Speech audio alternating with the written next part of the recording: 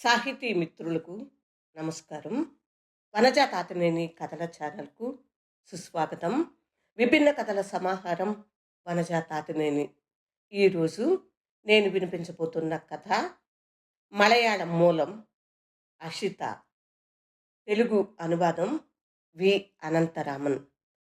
'అమ్మ చెప్పిన అబద్ధాలు' అనే కథ వినిపించబోతున్నాను.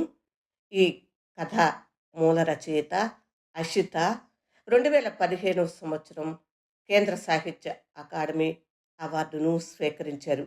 ఈమె కవి, కథల రచయిత, రష్యన్ అనువాదాలు కూడా చేశారు. ఇంకా బాలల కోసం ఎన్నో కథలు రాశారు. అషిత రాసిన ఈ కథ చాలా ప్రసిద్ధమైనది. ఈ కథను పూర్తిగా వినండి మిత్రులారా. విన్న తర్వాత మీ స్పందనను తెలియజేయటం మర్చిపోకండి.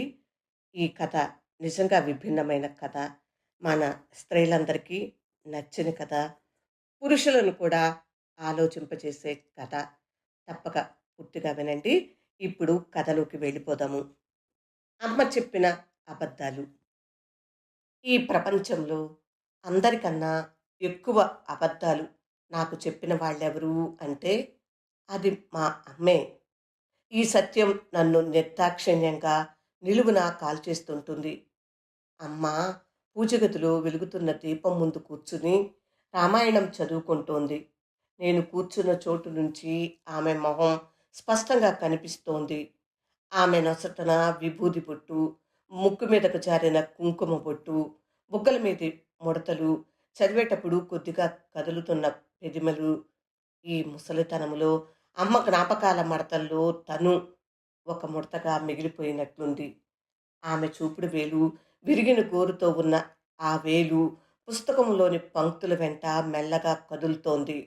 ఆ వేలు చివరతోనే నేను ప్రపంచంలో ఏం చేయాలి, ఏం చేయకూడదు అన్నవి ఎదుర్కొన్నాను. వీధి చివర ఉన్న దుకాణదారు అహ్మద్ ఇక్కా నాకు ఒకసారి కాస్త నిమ్మరసం ఇచ్చాడు. అమ్మ నా చేతుల్లోంచి అది లాక్కుని నేల మీదకి విసిరికొట్టి నాతో పోట్లాడింది. అహ్మద్ ఇక్కా, అతను నీకేమవుతాడు? ఎవరతను? కొత్త వాళ్ళ నుండి ఏది పెడితే అది తీసుకోవటానికి నీకెంత ధైర్యం? నాన్నను రాని ఇంటికి అని కసిరింది. చీమలు నిమ్మరసంలోని ప్రతి చుక్క తీసుకుపోయాయి. అట్లాంటి నిమ్మరసం చుక్కలు అపరిచితుల చేత అందించబడ్డవి జీవితాన్ని ఎంత తీయగా చేస్తాయో ఆ తర్వాత ఎప్పుడో తెలిసి వచ్చింది. కానీ నిజానికి అహ్మద్ ఇక్కాని అపరిచితుడు అనటం అన్యాయం. ఇకపోతే నన్ను ఎన్నడూ ఒక మంచి మాట అని కానీ కనీసం ఒకసారి నా వైపు చూడకుండానే మా ఇంటిల పాదిని వారానికి ఒకసారి వచ్చి గడగడలాడించే వ్యక్తి మా నాన్న. స్కూల్ నుంచి రాగానే మొరటు చేతులు బట్టతలని కొట్టుకుంటూ వాలుకుర్చీ వెనక నుంచి కనపడటం, భోజనం చేశాక పెద్దగా ఉమ్ములు, గొంతు సవరించుకోవటం, పనివాళ్ళ మీద కోపంతో గర్జనలు, పేము బెత్తం దండనల ఈల. అది నా మీదకి దిగి వస్తున్నప్పుడు వారం మొత్తం మీద నేను చేసిన తప్పుల పట్టిక. ఇవన్నీ కలిపితే నాన్న. నాన్న కాస్త మృదువుగా ప్రవర్తించేది ఒక్క చెల్లమ్మ అక్కతోనే. ఆవిడ అమ్మకి దగ్గర బంధువు. అమ్మ విభూది వాసనల సరళ రేఖ అయితే చెల్లెమ్మ మల్లెగుత్తుల పరిమళం, నవ్వుల ఇంద్రజాలం. ఆమె నవ్వు మొదలు పెట్టకముందే ఆమె చెక్కిళ్ళు సొట్టబడి ముక్కు పుడక దగదగా మెరుస్తుంది. ఆమె మా ఇంటికి రావటం నాకు గుర్తులేదు. కానీ ఆమె సాన్నిధ్యాన్ని అమ్మ శాపనార్థాల్లో, నాన్న గుణరహితమైన నిశ్శబ్దంలో, ఆయన షర్టు జేబులో ఒకసారి నాకు కనపడ్డ మల్లె మొగ్గలో అనుభవిస్తూనే ఉండేవాళ్ళం. నాకు చెల్లమ్మ అక్కంటే ఇష్టమే. కానీ ఒకసారి మా అమ్మా నాన్నల మధ్య వాగ్వివాదం పెచ్చు పెరిగినప్పుడు నేను మంచం కిందో టేబుల్ కిందో దాక్కుని అయిష్టంగానూ చెల్లమ్మ అక్క చచ్చిపోవాలని ప్రార్థించేదాన్ని. చివరకు అది జరిగింది కూడా. ఒకరోజు చెల్లమ్మ అక్క ఆత్మహత్య చేసుకుంది. నన్ను నేను ఓదార్చుకుని అమ్మకి ఏడవాల్సిన పని లేదు అనుకున్నాను. సంతాపంలో ఉన్న వాళ్ళ ఇంటికి వెళ్తూ నాకున్న గౌనుల్లో మంచిది చూసి వేసుకున్నాను. అమ్మ ఇంకో గౌను వెలిసిపోయింది, రోజూ వేసుకునేది ఇచ్చింది. ఎవరైనా చూస్తే ఏమనుకుంటారు అంటూ.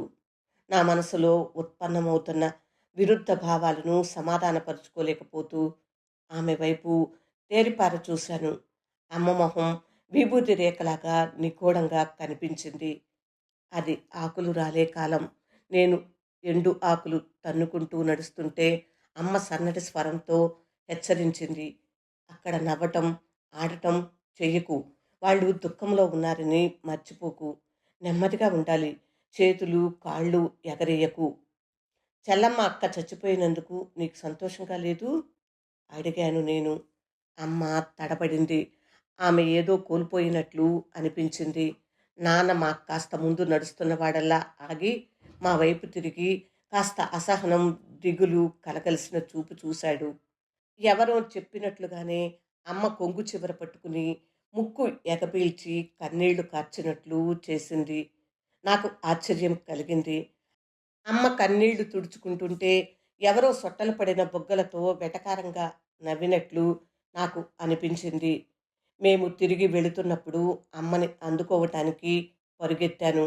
అప్పుడు నన్ను సతాయిస్తున్న ప్రశ్నల్ని అడిగేశాను. అమ్మా, నేను పెరిగి పెద్దయ్యాక నాకు ఇష్టం వచ్చినట్లు అబద్ధాలు ఆడవచ్చా? అమ్మ మొహంలో కోపరేఖలు కనిపించాయి.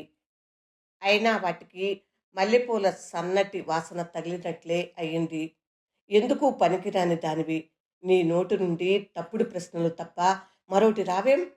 పాపిష్టి పిల్లలవి పాపిష్టి ఆలోచనలు. వీటికి దేవుడు తప్పకుండా శిక్షిస్తాడని తెలుసుకో. అస్తమిస్తున్న సూర్యుడు వెలుగు ఎవరివో నవ్వుల అవశేషంలా అనిపించింది.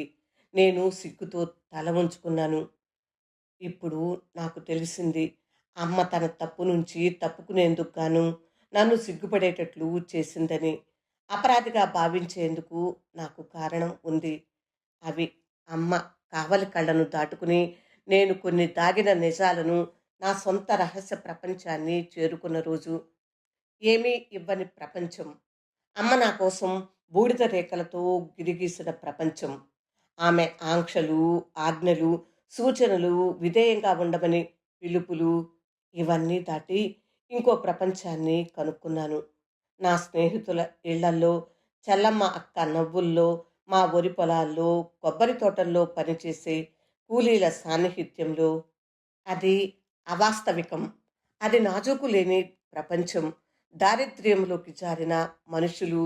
కానీ స్వేచ్ఛాయుత ప్రపంచం సంతోషకరమైనది కూడా. నేను తికమక పడిన పిల్లని. నిజానికి అబద్ధానికి మధ్య తేడా తెలియక సందిగ్ధంలో పడ్డ పిల్లని. కానీ నాకు తెలుసు, నేను అబద్ధాల రంగుల్ని బూడిద వర్ణపు నిజాల కన్నా ఎక్కువ ఇష్టపడతానని. నీరు పల్లమెరిగినట్లు నాకు వీలున్నప్పుడల్లా నా రహస్య ప్రపంచాన్ని వెతుక్కున్నాను. అమ్మ నిబంధనల్ని ధిక్కరించడంలో అంతులేని ఆనందం దొరికేది. పనివాళ్ల సత్తు కంచాల్లో తింటూ భోజనం వేళలు గడపటం, చెల్లమ్మతో పొలం వెళ్ళినప్పుడు ఆమె చేతి వేళ్ళు పట్టుకుని వేళ్లాడటం, పనివాళ్ళు ఒకళ్ళనొకళ్ళు తిట్టుకునే తిట్లు గుర్తు చేసుకోవటం. అట్లా నిషేధించబడిన ఆనందాల్ని నేను ఆస్వాదిస్తున్న కొద్దీ నాకు ధైర్యం ఎక్కువైపోయింది. చిన్ననాటి సాయంత్రం ఒకటి నాకు బాగా గుర్తుంది. అప్పుడు నేను సరిగ్గా మా అమ్మ ఇప్పుడు కూర్చునే దీపం ముందరే కూర్చుని నా ప్రార్థనలు ముగించి 10 సార్లు వేశ్య అన్న పదాన్ని ఉచ్చరించాను. దేవుడి కోపాన్ని ఏమాత్రం లెక్క చేయకుండా నిద్రలేని రాత్రులు నా మంచం మీద మేలుకుని ఉండి గోళ్ళు కొరుక్కుంటూ ఒక పాపిష్టి పిల్లకి దేవుడు విధించే శిక్షకు భయపడుతూ ఉండటం నాకు ఇంకా గుర్తుంది. కాస్త నిద్ర పట్టేంతలో గాలిలో సర్రుమని పేము పెత్తం చేసే చప్పుడు కలత నిద్రలో వినిపించేది. ఆ పీడ కలల్లో నన్ను శిక్షించే దేవుడు మొహం మా నాన్నదే. ఆ తర్వాత ఒకరోజు నాన్నని పొలంలో నుంచి మోసుకుంటూ తెచ్చారు. ఆయన మొహం వంకర తిరిగిపోయి ఉంది. శరీరం మొత్తం ఒకవైపు పక్షవాతంతో చచ్చుబడింది. ఆ రోజే శిక్షించే దేవుడు నాలో మరణించి నిస్సహాయుడైన పక్షవాతం రోగిగా కుదించుకుపోయాడు. ఆ తర్వాత నాన్న చాలా ఏళ్ల తర్వాత పోయాడు.